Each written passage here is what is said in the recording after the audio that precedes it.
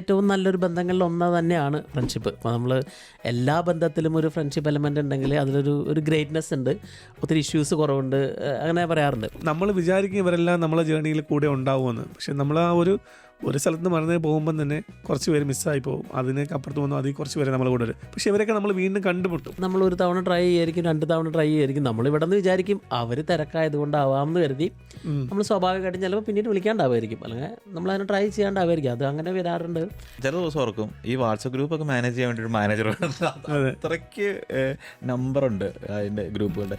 എന്തോ ഒരു രസമായിരുന്നു എന്നറിയാം. നമ്മൾ പിന്നെ കുറേ സമയത്തേക്ക് നമ്മൾ ഏതാണ്ട് ഒരു 10-30 കൊല്ലം പുറകിലോട്ട് പോയ പോലെ ആ സ്കൂളിലെ കാര്യങ്ങളും കഞ്ഞിയും പയറും അത്തരം കാര്യങ്ങൾ ചർച്ച ചെയ്യൽ അതൊരു ഒത്തിരി ഓർമ്മകൾ നമുക്ക് കൊണ്ടുവന്നായിരുന്നു. കുറേ ആൾക്കാരുടെ പേരുകൾ ഇങ്ങനെ പൊങ്ങി വന്നപ്പോഴത്തേക്ക് ഭയങ്കര സന്തോഷം തോന്നി. ഫേസ്ബുക്ക് ബന്ധങ്ങളൊക്കെ വെറും സൂപ്പർഫിഷ്യൽ ബന്ധങ്ങളാണ്. അതെ, അതിൽ ഡീപ്പായിട്ടൊന്നുമില്ല. നമ്മളൊരു ലൈക്ക്, നമ്മളിങ്ങനെ സ്ക്രോൾ ചെയ്ത് പോണതിൻ്റെ ഇടയ്ക്ക് ഒരു ലൈക്ക് അടിക്കുന്ന ഒരു കമന്റ്, തിരിച്ച് രാത്രി ഡ്രൈവ് ചെയ്ത് വരുന്നൊരു ഫീൽ ഉണ്ട്. ഇവരോടൊക്കെ നമ്മളൊന്ന് കൂടി ഒന്ന് റിലാക്സ് ആയി നമ്മൾ പോയി എന്തെങ്കിലും ഫുഡൊക്കെ കഴിച്ചിട്ട് തിരിച്ച് ഞാൻ വണ്ടി ഓടിച്ച് എന്റെ വീട്ടിലേക്ക് വരുന്ന ഒരു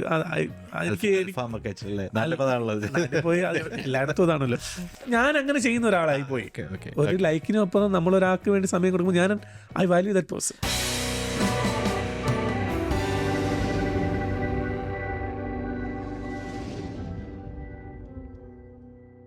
ഹലോ എവ്രി വൺ, ഇൻസ്പയർഡ് ഫോക്സിലേക്ക് എല്ലാവർക്കും സ്വാഗതം. കുറേ എപ്പിസോഡുകളൊക്കെ കഴിഞ്ഞ് കുറേ ഫീഡ്ബാക്സ് ഒക്കെ കിട്ടി ഭയങ്കര ഹാപ്പിയാണ് ഞങ്ങൾ. ഒരു രസമുള്ളൊരു ടോപ്പിക്ക്, എല്ലാവർക്കും റിലേറ്റ് ചെയ്യാൻ പറ്റിയ ഒരു ടോപ്പിക്കാണ് ഞങ്ങൾക്ക് ഇന്നുള്ളത്. ഫ്രണ്ട്സ്, സിനിമയല്ല, ഫ്രണ്ട്സ്. അപ്പോൾ നമുക്ക് എനിക്ക് ഫ്രണ്ട്സുണ്ട്, ഞങ്ങൾ ഫ്രണ്ട്സാണ്, ഞങ്ങൾക്ക് കുറേ ഫ്രണ്ട്സുണ്ട്. ഫ്രണ്ട്സ് എന്ന് പറഞ്ഞു കഴിഞ്ഞാൽ എല്ലാവർക്കും ഉള്ളതും വളരെ ചുരുക്കമായിട്ടില്ലാത്ത ആൾക്കാർക്ക് ഉള്ളൂ. അപ്പോൾ നമുക്ക് ആ ഒരു ടോപ്പിക്കിനെ കുറിച്ച് സംസാരിക്കാം. പ്രവാസികളും ഫ്രണ്ട്ഷിപ്പും. അത് നാട്ടിലെ ഫ്രണ്ട്ഷിപ്പ്, എല്ലാവരും നാട്ടിൽ നിന്ന് വന്നവരാണ് പ്രവാസികൾ, അവ നാട്ടിൽ നിന്നാണല്ലോ. അപ്പോൾ നാട്ടിലെ ഫ്രണ്ട്ഷിപ്പ് ഉണ്ട്. അതൊന്ന് പ്രവാസത്തിലേക്ക് കയറുമ്പോൾ ആ ഫ്രണ്ട്ഷിപ്പുകൾ കൂടുതലും നഷ്ടപ്പെടുന്നു. അത് തിരിച്ചു വരുമ്പോൾ വീണ്ടും പുതുക്കാൻ ശ്രമിക്കുന്നു, പക്ഷേ പഴയ മാറ്റം അതിനുണ്ടാവുന്നില്ല എന്നുള്ള പല പല കാര്യങ്ങളും പറയുന്നുണ്ട്. അതെ, നിങ്ങളുടെ അഭിപ്രായം എന്താണ്? നമുക്ക് അതിനെക്കുറിച്ചൊന്ന് ഡിസ്കസ് ചെയ്യാൻ പറ്റുവാണെങ്കിൽ. പിന്നെ ശ്യാം, ഫ്രണ്ട്ഷിപ്പ് ഒരു സംഭവം തന്നെയാണ്. നമുക്ക് നാട്ടിൽ നമ്മുടെ ഏറ്റവും നല്ലൊരു ബന്ധങ്ങളിൽ ഒന്ന് തന്നെയാണ് ഫ്രണ്ട്ഷിപ്പ്. അപ്പോൾ നമ്മൾ എല്ലാ ബന്ധത്തിലും ഒരു ഫ്രണ്ട്ഷിപ്പ് എലമെൻ്റ് ഉണ്ടെങ്കിൽ അതിലൊരു ഗ്രേറ്റ്നെസ് ഉണ്ട്, ഒത്തിരി ഇഷ്യൂസ് കുറവുണ്ട്, അങ്ങനെ പറയാറുണ്ട്. പ്രവാസികൾ ഫ്രണ്ട്ഷിപ്പും ഇപ്പം നമ്മൾ നാട്ടിൽ നിന്ന് പോന്നിട്ട് ഇപ്പോൾ 10, 12, 13 വർഷത്തോളമായി. അന്നുള്ള അത്രയും ഫ്രണ്ട്സ് നാട്ടിലുണ്ടോ എന്ന് ചോദിച്ചു കഴിഞ്ഞാൽ ഇല്ല എന്ന് തന്നെ പറയേണ്ടി വരും. നമ്മളൊരു സ്വാഭാവികമായിട്ടും ചിലപ്പോൾ നമ്മൾ ആ ഒരു സമയത്തിൻ്റെ അല്ലെങ്കിൽ നമ്മൾ ഒരു അകലം എങ്ങനെ വന്നാലും അടുപ്പങ്ങളിൽ നമ്മൾ അകലം കൂടുന്നവർ ആ ഒരു അടുപ്പം കുറയാന്ന് പറയില്ല. അതാണ് എനിക്ക് തോന്നുന്നത്. എന്നെ സംബന്ധിച്ചുള്ള ഒരു ചലഞ്ചസ് എന്ന് പറഞ്ഞു കഴിഞ്ഞാൽ നമ്മൾ പല സ്ഥലത്ത് വളർന്ന് പല സ്ഥലത്ത് പഠിച്ചു കഴിയുമ്പോൾ അത് വേറൊരു അഡീഷണൽ ലെയർ ഓഫ് കോംപ്ലക്സിറ്റി കൂടെ ആഡ് ചെയ്യാൻ, അങ്ങനെ ആ ഫ്രണ്ട്സ് മിസ്സായി പോണേൽ. നമ്മൾ ചെറിയ സ്കൂളിൽ പഠിക്കുമ്പോൾ ഉണ്ടായിരുന്ന കൂട്ടുകാർ അവിടെ നിന്ന് അവർ വിട്ടിട്ടായിരിക്കും നമ്മൾ വേറെ സ്ഥലത്ത് വേറെ സ്കൂളിൽ പോയി പഠിക്കുന്നത്. അവിടെ നിന്ന് നമ്മൾ കോളേജിന് വേറെ സ്ഥലത്ത് പോകണം, അത് കഴിഞ്ഞ് നമ്മൾ വേറെ രാജ്യത്തേക്ക് വരുന്നു.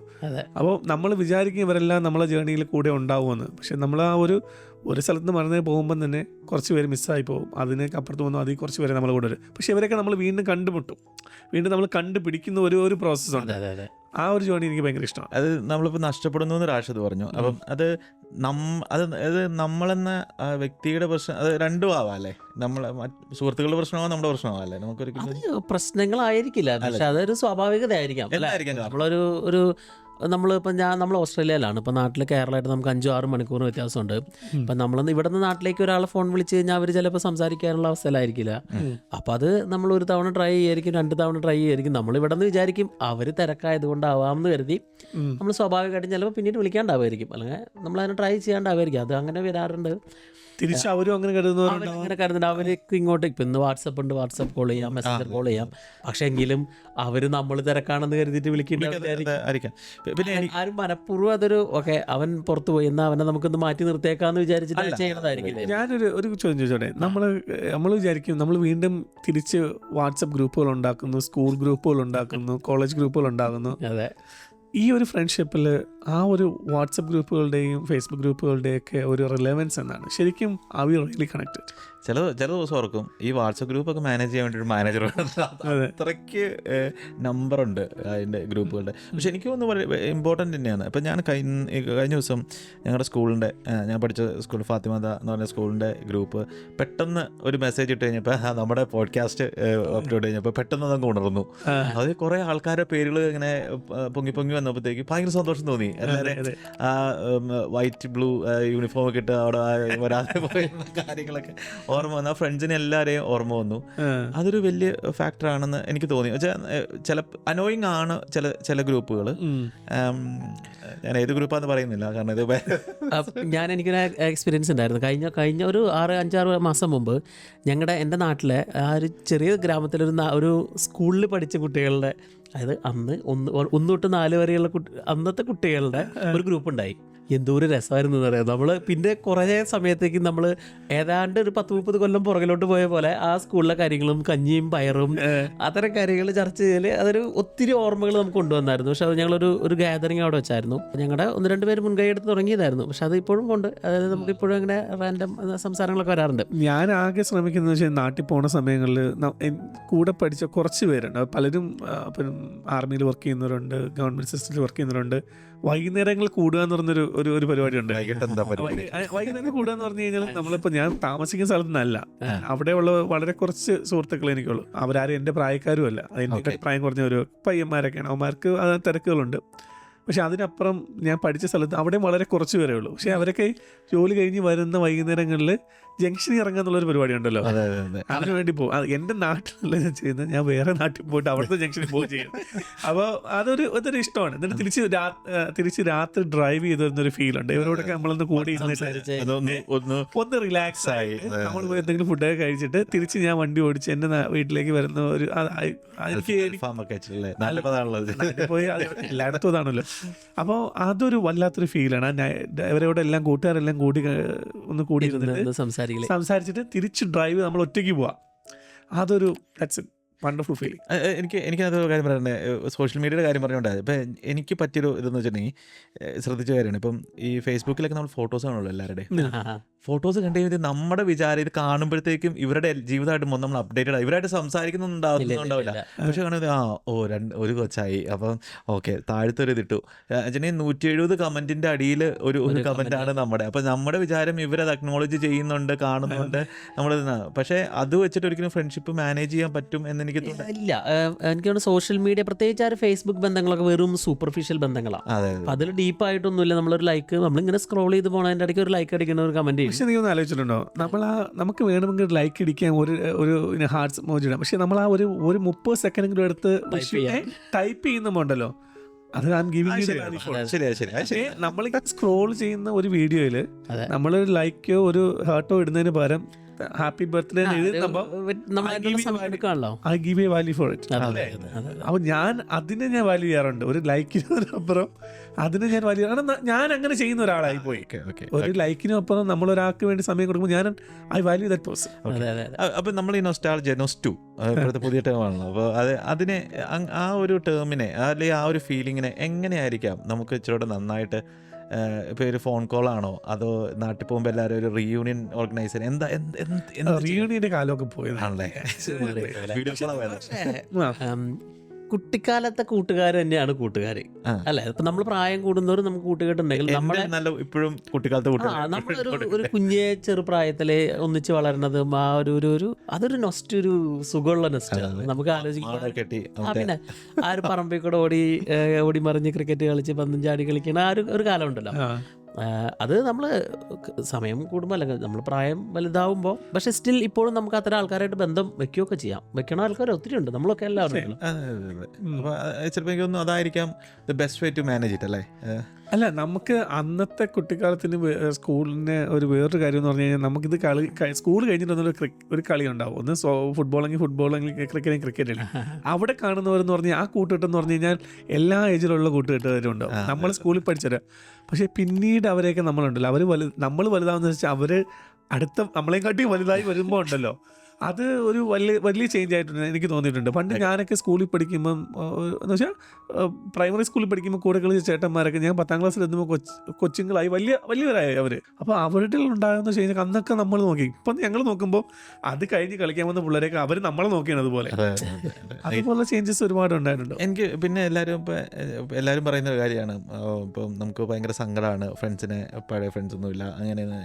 അത് ശരിക്കും നമ്മൾ ഇനീഷ്യേറ്റീവ് എടുക്കാത്ത കൊണ്ട് തന്നെ ആയിരിക്കാം അല്ലേ. ഇപ്പം എല്ലാവരും ഇങ്ങോട്ടൊരു കോള് പ്രതീക്ഷിച്ചിരിക്കുന്നവരാണ് കൂടുതൽ. എനിക്കങ്ങനെ ഫീൽ ചെയ്യാറുണ്ട്. നല്ല ഇപ്പം എത്ര അടുത്ത ഫ്രണ്ട്സ് അല്ല, അല്ലാതുള്ള ഒരു സെക്കൻഡ് ലെയർ എന്നൊക്കെ പറയുന്ന പോലെ. ഇതിൻ്റെ ഒരു സാഡ് സൈഡ് ഉണ്ടല്ലോ, നമ്മൾ വിചാരിക്കും അവരെല്ലാം അവിടെ ഉണ്ടാവുമെന്ന്. പക്ഷേ എനിക്കൊക്കെ പറ്റിയൊരു എൻ്റെ കൂടെ നേഴ്സിംഗ് പഠിച്ച ഒരു കൊച്ചൊക്കെ ഒരു എൻ്റെ ഫ്രണ്ട് അവൾ മരണപ്പെട്ടു പോയി. അപ്പോൾ അവൾ ഒരു ദിവസം എനിക്കൊരു വാട്സപ്പിൽ ഒരു മെസ്സേജ് അയച്ചിട്ടുണ്ടായിരുന്നു. അപ്പം ഞാൻ വിചാരിച്ചു ഓക്കെ പിന്നെ റിപ്ലൈ ചെയ്യാം. അവർ എടാ ഹൗ ആർ യു എങ്ങനെ പോകണു എന്ന് ചോദിച്ചൊരു മെസ്സേജ് ഉണ്ട്. അപ്പം ഞാൻ സാധാരണ വല്ലപ്പോഴും കാണുന്നൊരു മെസ്സേജ് കണ്ടിട്ട് ഞാൻ പിന്നെ ഓക്കെ ഇവർക്ക് റിപ്ലൈ ചെയ്യണമല്ലോ എന്ന് വെച്ച് പോയി. പിന്നീട് ഞാൻ മെസ്സേജ് എടുത്ത് നോക്കുന്നത് അവളെ മരണം അറിഞ്ഞ ശേഷമാണ്. അപ്പോൾ നമ്മൾ ഇങ്ങനെ അല്ല, അതിന് സാഡിനപ്പുറം നമ്മൾ വിചാരിക്കും എല്ലാവർക്കും എപ്പോഴും ഉണ്ടാവും. പക്ഷെ നമുക്ക് മെസ്സേജ് അയച്ചില്ലായിരുന്നു, എനിക്കത് അത്ര വിഷമം വരത്തില്ലായിരുന്നു. പക്ഷെ പിന്നീട് നമ്മൾ ഇല്ലാതായി കഴിഞ്ഞപ്പോൾ നമുക്ക് തോന്നിപ്പോയി. എനിക്ക് അങ്ങനെ ഒരു അനുഭവം ഉണ്ടായിരുന്നു. നമുക്ക് ഒരുപാട് അത് എല്ലാവരുടെ ജീവിതത്തിൽ ഇപ്പം ഒരുപാട് നമ്മുടെ പ്രായത്തിലുള്ള ഒരുപാട് പേര് അതുകൊണ്ടാണ് നമുക്ക് ഈ കണക്ഷൻസ് എല്ലാം വീണ്ടും ലൈഫ് ഈസ് ഷോർട്ട്. എനിക്കും വളരെ ക്ലോസ് ആയിട്ടുള്ള ഒരാൾ കഴിഞ്ഞൊരു 1 വർഷത്തിന് 2 വർഷത്തിനുള്ളിൽ മരണപ്പെട്ടു പോയി. നമുക്കിപ്പോഴും ഒരു വേദനയാണ്. കാരണം നമുക്ക് നമ്മുടെ വാട്സപ്പിൽ അവരായിട്ടുള്ള സംസാരങ്ങൾ അവിടെ കിടക്കുന്നുണ്ട്, നമുക്ക് അവരെ ശബ്ദം കേൾക്കാം. പക്ഷേ നമുക്കതൊരു അത് അയാളെ ആലോചിക്കുമ്പോൾ തന്നെ നമ്മൾ അറിയാണ്ട് നമ്മളില്ലാണ്ടായി പോകും. അല്ലെങ്കിൽ നമ്മൾ ആ ഒരു നിമിഷങ്ങളിൽ നമുക്കൊരു ഭയങ്കര സമയം സ്പെൻഡ് ചെയ്തോ എന്നുള്ള. അതെ, ഒന്നും കൂടി നമുക്ക് ആ ഒരു സമയങ്ങൾ നന്നായിട്ട് ഉപയോഗിക്കാമായിരുന്നു തോന്നാം. ഇത് നമ്മൾ ഈ പറയുന്ന കാര്യങ്ങൾ പലർക്കും കണക്ട് ചെയ്യാൻ പറ്റുന്നതായിരിക്കും. നമുക്ക് എന്ന് വെച്ച് കഴിഞ്ഞാൽ നമ്മൾ സാധാരണക്കാരാണ്, നമ്മളെ നാട്ടിലുള്ളവരായിട്ട് നമ്മൾ കണക്ട് ചെയ്യുന്ന പോലെ പലരും കണക്ട് ചെയ്യുന്നവരായിരിക്കും. ഇപ്പോൾ ഈ അൺഫോർച്ചുനേറ്റ്ലി ഈ മറ്റേ പ്രകൃതി ദുരന്തങ്ങൾ ഉണ്ടാകുമ്പോൾ നമ്മൾ കാണുന്ന പല കഥകളിലും അവരുടെ വിഷമങ്ങൾ ഫാമിലിയോടൊപ്പം തന്നെ അവരെ കൂട്ടുകാർ പോയെന്നുള്ള പല കാര്യങ്ങളും കേൾക്കാറുണ്ട്. അപ്പൊ ആ കൂട്ടുകാരുടെ ബന്ധങ്ങൾ എന്ന് പറഞ്ഞു കഴിഞ്ഞാൽ ഫാമിലിയോടൊപ്പം നിൽക്കുന്ന ബന്ധങ്ങളാണ് അവരെ സംബന്ധിച്ച്. പറഞ്ഞിട്ടില്ലേ, നമ്മളെ എല്ലാ കുറവുകളും അറിഞ്ഞുകൊണ്ടും നമ്മളെ സ്നേഹിക്കുന്ന ആൾക്കാരാണ് കൂട്ടുകാർ. അതിൽ വേറെ നമ്മൾ ബാക്കി ചില ബന്ധങ്ങളിലൊക്കെ പോലെ ഒരു ഓവർ പൊസസീവ്നെസ്സോ. ഇപ്പൊ എൻ്റെ ഏറ്റവും അടുത്തൊരു കൂട്ടുകാർ, ഇപ്പൊ ഞാൻ ഒരു എക്സാമ്പിൾ പറയാം. എൻ്റെ ഒരു കൂട്ടുകാരൻ വാട്സൺ ഉണ്ട്. ഞാൻ ചിലപ്പോൾ അവനെ വിളിക്കുന്നത് 8 മാസം കഴിഞ്ഞിട്ടായിരിക്കും. പക്ഷേ ഞങ്ങൾ ഇന്നലെ സംസാരിച്ച് വെച്ച പോലെ എനിക്ക് ആളുടെ അടുത്ത് സംസാരിക്കാൻ പറ്റും. അങ്ങനെ ഒത്തിരി ഫ്രണ്ട്സ് ഉണ്ട്. ഇപ്പൊ നമ്മളൊരു റെഗുലർലി എന്നും വിളിച്ച് സംസാരിക്കണം എന്നില്ല തോന്നുന്നു അല്ലേ. അങ്ങനെ ഡിമാൻഡ് വെക്കുന്നവരെ നമുക്കൊരു എക്സ്പെക്ടേഷൻ വെച്ചിട്ട് നമ്മളെ അടുത്ത് പറയുന്നത് ഞാൻ ഇന്നലെ വിളിച്ചിരുന്നു, നീ എന്നെ തിരിച്ച് വിളിക്കാൻ പറ്റത്തില്ല. അപ്പോൾ ഇപ്പം നമ്മളിപ്പോൾ വിളിച്ച മഹേഷ് എന്നൊക്കെ പറയുന്നതൊക്കെ അവർ തിരക്കാണ്, അവർ പ്രൊഫഷണൽസാണ്, ഡോക്ടേഴ്സാണ്, അവരൊക്കെ തിരക്കാണ്, വല്ലപ്പോഴുമാണ് വിളിക്കുന്നത്. പക്ഷേ എവിടെ വെച്ച് നിർത്തി അവിടെ തുടങ്ങാൻ പറ്റുന്നിടത്താണ് നമുക്ക് ആ ഒരു ബന്ധങ്ങളുടെ ഒരു ദൃഢത വരുന്നതെന്ന് പറയുന്നത്. അപ്പോൾ നമ്മുടെ ശ്യാമിൻ്റെ ടെക്ടോക്ക് 1000 days എന്ന് പറഞ്ഞ പോലെ നമ്മൾ ഫ്രണ്ട്ഷിപ്പ് മെയിൻറ്റെയിൻ ചെയ്യാനായിട്ട് എനിക്ക് തോന്നുന്നു നമ്മൾ ആ ഒരു കണക്ഷൻ വെച്ചാൽ ഒരു ഫോൺ കോള് നമ്മൾ ആ ഈഗോ കീപ്പ് ചെയ്യാതെ നമ്മൾ തന്നെ ഇനിഷ്യേറ്റീവ് എടുത്ത് വിളിച്ച ഫ്രണ്ട്ഷിപ്പിനെ മെയിൻറ്റെയിൻ ചെയ്യുക എന്നുള്ളത് ഞാനൊരു പേഴ്സണൽ ചലഞ്ചായിട്ട് കഴിഞ്ഞ വർഷം ഒരു സമയത്ത് എടുത്തായിരുന്നു. പഴയ മാക്സിമം അറിയാവുന്ന ആൾക്കാരനെ കോണ്ടാക്ട് ചെയ്യുക, ടെക്സ്റ്റ് ചെയ്യുക, വിളിക്കുക. ചിലപ്പോൾ നമ്മൾ പണ്ടെന്നോ നമ്മുടെ ഹോസ്റ്റലിൽ താമസിച്ചിരുന്ന ആൾക്കാരായിരിക്കാം. പക്ഷെ വെറുതെ ഒരു ഹായ് വിട്ട് പേഴ്സണലി ഒരു പബ്ലിക്കിൽ അല്ലെങ്കിൽ നമ്മളൊരു പ്രൈവറ്റിലോ നമ്മുടെ ഒരു വാട്സാപ്പിലോ മറ്റൊരു ഹായ് എന്ന് വിട്ടു. പക്ഷെ അത് ഭയങ്കര ഒരു എനർജി ആയിരുന്നു. നമുക്ക് ഇത്രയും ആൾക്കാർ നമ്മുടെ കൂടെ അവിടെ ഇവിടെയൊക്കെ ഉണ്ടല്ലോ. നീ ഒരു ജോലിയും ഇല്ലാതെ നീ നിന്റെ ജീവിതത്തെ തിരക്കുകളെല്ലാം കഴിഞ്ഞ് ഹസ്ബൻഡെങ്കിൽ ഹസ്ബൻഡ് പോയി, വൈഫെങ്കിൽ വൈഫ് ജോലിക്ക് പോയി, കൊച്ചുങ്ങളെല്ലാം സ്കൂളിൽ പോയി ചുമ്മാ ഇരിക്കുമ്പോൾ നിന്റെ കൂടെ പഠിച്ച ഒരാളെ ഒരു ഹായ് എന്തുണ്ട് വിശേഷം എന്ന് ചോദിക്കുന്നത് അതൊരു ഭയങ്കര സംഭവമായിരിക്കത്തില്ലേ? അതെയല്ലേ, അതൊക്കെ ഒരു ഭയങ്കര ഇതാണ്. അങ്ങനെ ഒരിക്കലും കണക്ട് ആവാത്തവരിൽ മറന്നുപോയവർ വീണ്ടും കണക്ട് ആവുന്ന ഒരു ദിവസങ്ങൾ അല്ലെങ്കിൽ സമയങ്ങളുണ്ട്. That's so beautiful. എനിക്ക് തോന്നുന്നു സുഹൃത്തുക്കൾ എന്നും സന്തോഷം തരുന്നതാണ്. അപ്പോൾ നമുക്ക് ലെറ്റ്സ് കീപ് ഇറ്റ് എല്ലാം. പിന്നെ നമുക്ക് എപ്പോഴും ആ ഒരു കോണ്ടാക്ട് മെയിൻറ്റെയിൻ ചെയ്യുക, സംസാരിക്കുക. ചുമ്മാ അതൊരു സോഷ്യൽ മീഡിയയുടെ വിർച്വലിന് അപ്പുറം അതെ നമുക്കുള്ള ജെന്യുവിൻ കണക്ഷൻസിന് നമ്മൾ കണക്ട് ചെയ്യുക, കീപ്പ് ചെയ്യുക, ചെറിഷ് ചെയ്യുക. Okay, wonderful. അത് അടിപൊളി ഡിസ്കഷൻ ആയിരുന്നു. അപ്പോൾ thank you very much. Will see you in the next one.